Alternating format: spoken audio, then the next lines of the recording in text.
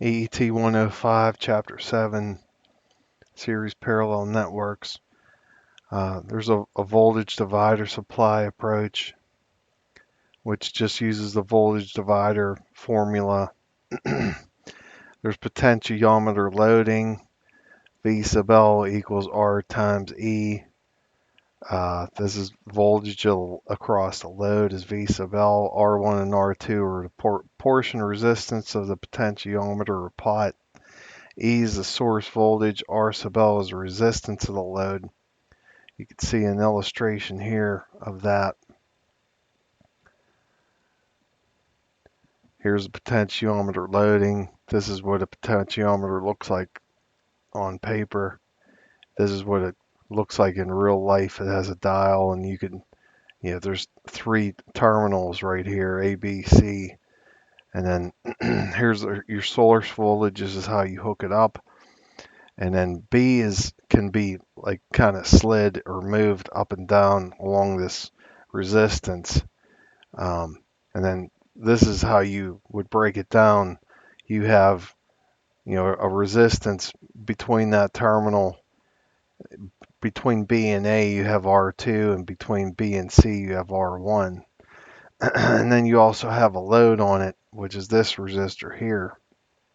And you're trying to figure out what the voltage across that load is.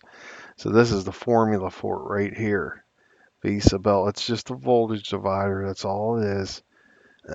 With E being the source voltage, and then R1 prime, which is R1 in parallel with RL is R1 prime, and then the total resistance is going to be R1 prime plus R2. And then going back to the rest of the notes, you have ammeter, voltmeter, and ohmmeter design. R shunt equals R sub M times ICS divided by I max. Quantity of I max minus ICS. R shunt is the internal resistance of the meter that you guys did in the lab. R sub M is the AB resistance. I sub S is the current through the shunt C through D. And then I max is the source current being measured, which is what you're looking for. R shunt is going to be the internal resistance. Going to grounding. Grounding has zero potential, meaning 0 volts.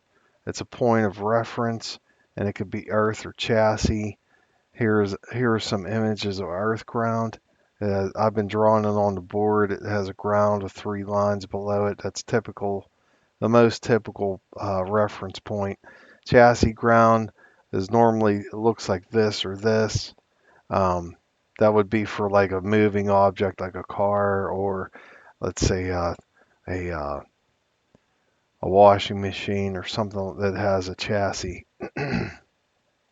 Signal ground, I think, is more for like communications, like for a TV tower, cell phone tower, something like that.